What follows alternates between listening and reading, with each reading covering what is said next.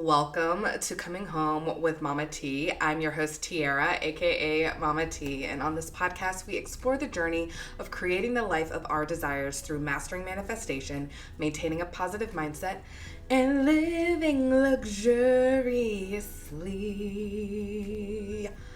Yes. So today, I want to talk to you about what it takes to activate your inner shift. You might have heard me talk a little bit about this meditation series that I've released that's free for you to sign up for. All you have to do is go to www.mamateenergy.com and put in your information, and then you get access to the program.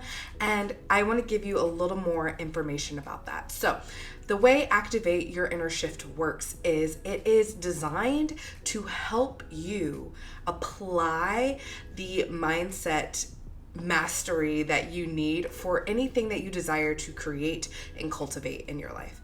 For example, if you are someone who would like to reprogram their mind to eat better, to fall in love with healthy food and cooking for yourself and building better habits around nutrition, then you can go to the program with that mindset and say, hey, okay, like it's time to release the old belief structure, maybe thinking that vegetables are expensive or organic is expensive or whatever, and just reprogram your mind to different beliefs that are going to better support what it is that you desire to experience in your life, so that as you go out on your day-to-day putting forth the actions, you find it easier and easier to build up the habits that support, again, what it is that you desire. So that is the mindset behind Activate Your Inner Shift. And all you have to do, like I said, sign up. Once you sign up, you'll get access to the section of my website that has the program there. It's going to be 4 quick videos that will, one, explain what it is that you need to understand, because I understand not everybody's into the meditation thing. They might be more analytical, and that is okay. This is built for everybody. So you have an analytical educational portion, and then it'll lead into a guided meditation. But I highly recommend that you check out the guided meditation. I understand that meditation's not for everyone, or people find meditation hard, but just like with anything, our mind muscle needs to be worked out, right? So if we're used to having constant chatter and things going on all over our mind, it's gonna be more difficult to be able to actually find peace and quiet and slow down. If we're just in the rat race of life and going all the time, and this is how we go, I think your mind would really appreciate a little break. So I highly recommend giving it a try.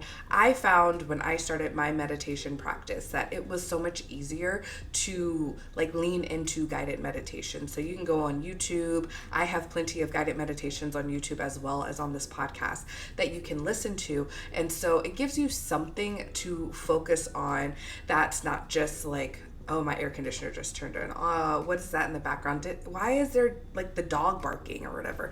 And find some peace and ease, right? Even today, even if I'm just doing a meditation without the guidance and I'm trying to just be in my own head, I still turn on music so that I have something to kind of anchor me down, so that I don't have squirrel brain, because I'm 100% the person that will have squirrel brain, and I'll be like, dog, oh, air conditioner, all the things that I just listed. But I do also find when those moments happen, because they do come up, we are human, I will be able to say something like, okay, cool, thank you. I practice saying thank you, right? Thank you, and going back to wherever it was that I was at, because I understand that this is life when we have a lot of not expectations. We have a lot of expectations, but that's not the word. We'll have expectations of how something is supposed to go, and then something inevitably will pop up that was not planned, and then we have to figure out how do we recalibrate with this new thing in our sphere. So I'm taking a meditation, and then the roommate comes in and grabs his laptop or something like that. used to get so mad about it, right? And here's a shift for me, right? So I would get mad and I would notice this, like I would have this awareness of being upset when anything would interrupt my meditation. How dare the world keep turning and doing their daily do while I am having a moment of meditation and trying to find my inner peace, and they are interrupting it. How dare, like that, this like very victim and angry mindset. And I was aware of it, and I realized I don't like feeling that way. I don't like it, and it's not a perfect process. I'll be honest, there are still times where I'm just like, and then I recognize it and I say, whew, it's okay. And what it took was changing up my belief pattern, right? Believing that one, if something does interrupt me, that it's okay, right? Either there is a reason for the interruption, or the reason can simply be just allowing me to practice being at peace in the chaos. I don't need to quote the peace, but being at peace in the chaos. That is a mantra of mine. While I don't want to invite chaos into my life, I am always at peace. That's a better mantra to say. Like, I am always at peace. So if something interrupts my meditation, I can say, thank you for this practice because I am still at peace. Things can happen all around me and I can hold my peace, because meditation isn't about this perfect, completely silent, no thoughts having moment. It's about being, simply being, and I can be all day, every day, right? And so it took that belief structure shift, it took that mindset shift in order to change up my practice and change up my behaviors so I can just say, thank you for the interruptions. If I do a podcast episode outside and a dog starts barking, like a neighbor's dog, or there's someone walking their dog on the rooftop or below and they're just like going at it, I typically say thank you now. I say thank you. I'm like, oh, in my head, I might even say it out loud to you guys, being like, oh, they are just hyping me up right now. Thank you. It's all good. Everything is working out for me, so it's all good. There's no need to worry. But we have to practice to making that our mantra, making that a part of our core being. If you're someone that's looking for a life partner and you're saying to yourself, okay, well, like there's nobody out there, there's, I want this, and that, and it's so specific, they don't exist. If we're programmed to want one thing, but our beliefs don't support the thing that we desire, then the thing that we desire is going to have a very hard time attracting itself to us. It might show up, but it might take an extremely long time, or when it does show up, there's just like so much like bullshit that's surrounding it that when it shows up for you, you can't even like appreciate it because you've got a shitty belief system. Sorry, not sorry, right? You don't even believe, like you can't even see this golden, magical, wonderful person that's coming towards you because you already like, they don't exist, they blah, blah, blah, whatever. And you're missing your blessing. Yeah. So we have to put our mind in the right space to receive the blessing, to believe in the blessing, let go of the bullshit, and like keep it moving.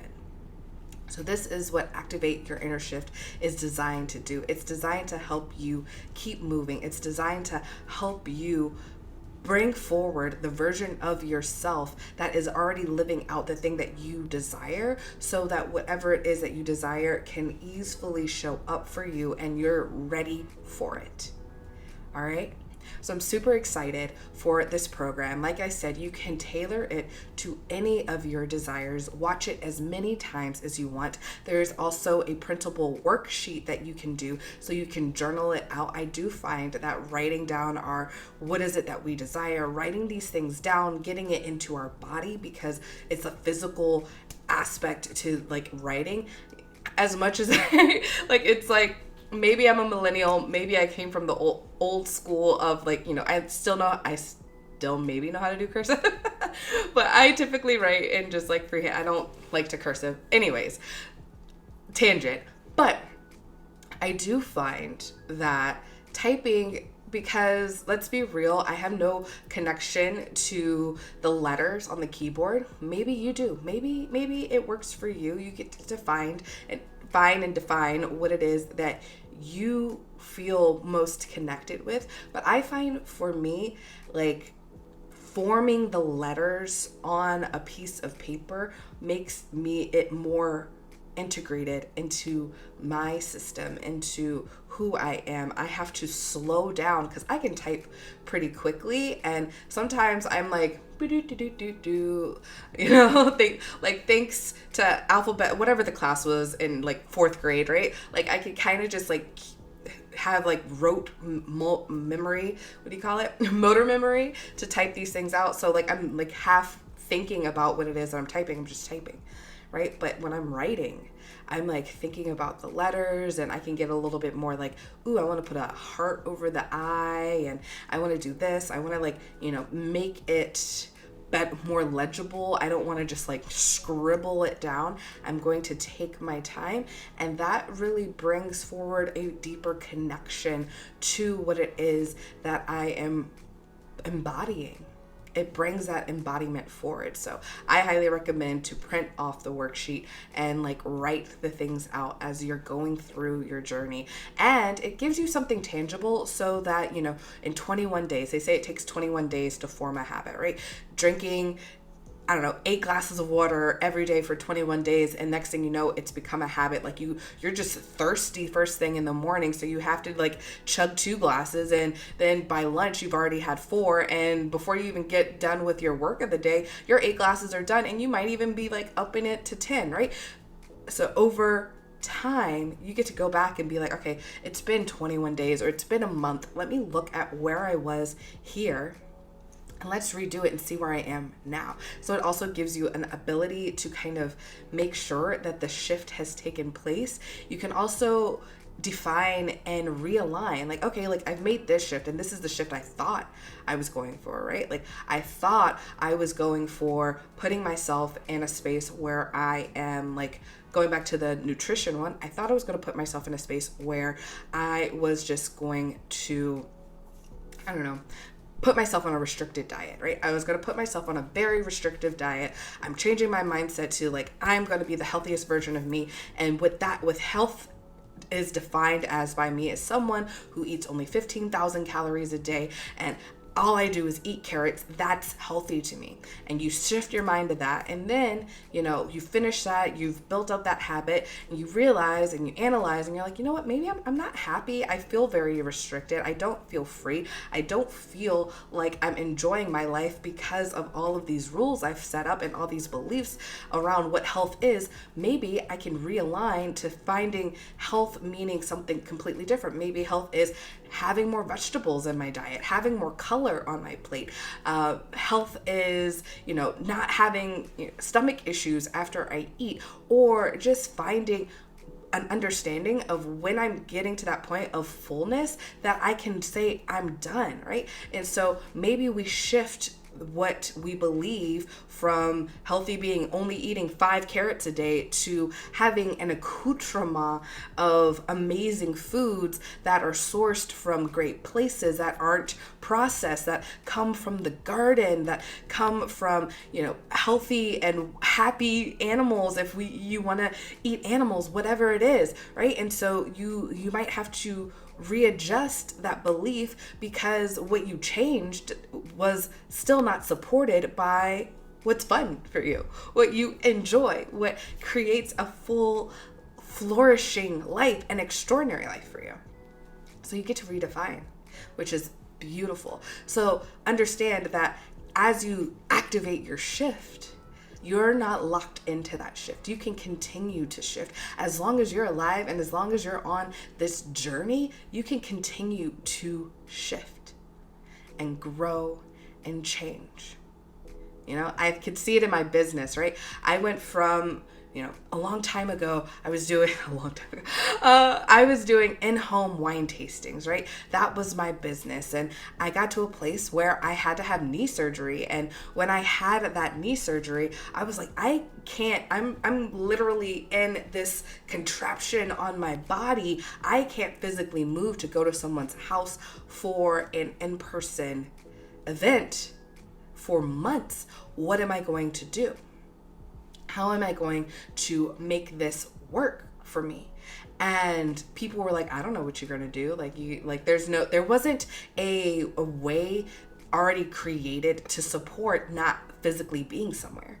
And that's when I was like, well, we have Zoom. I believe that I can send people, like people can order their wine sampler and I can just show up.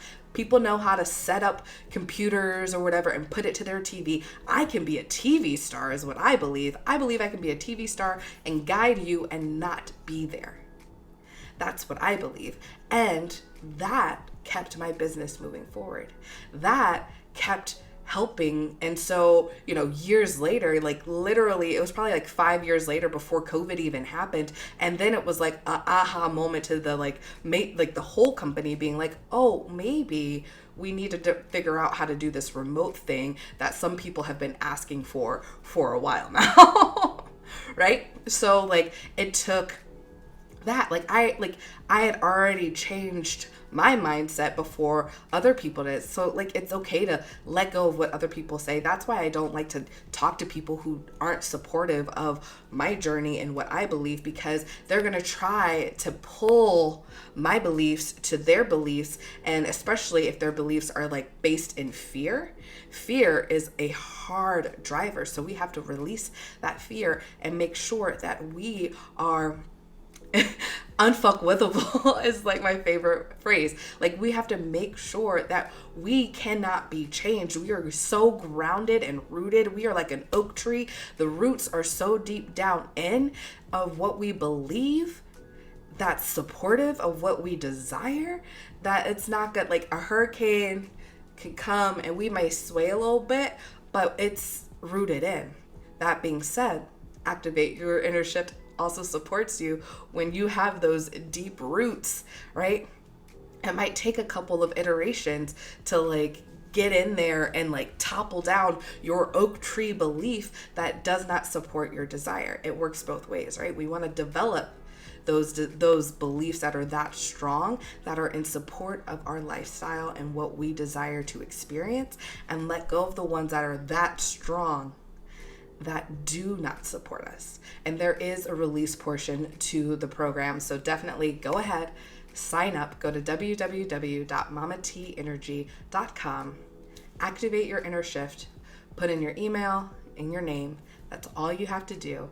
And then you're enrolled. And like I said, you can print off the worksheet as much as you want. You can listen to all of the meditations and the education as much as you want and apply it to anything that you desire. So let's get out there, let's activate, let's shift, and let's live an extraordinary life. And if you've already been through the shift, I want to hear your feedback on it. How do you feel? What is going on for you? What's coming up for you? What are you manifesting in your life that is helping you see where maybe there needs to be some tweaks? What is showing up for you in your life that is showing you that you are on the right path and manifesting great things for you? I want to hear these stories and these experiences, so definitely share that with me. And if you're a part of the home membership, you can definitely drop it in the membership and go live and all that good stuff. If you're not a part of the home membership, we'll talk about what you can get there in another video. I hope you're having a fantastic day, and I will catch you on the next one. Mwah.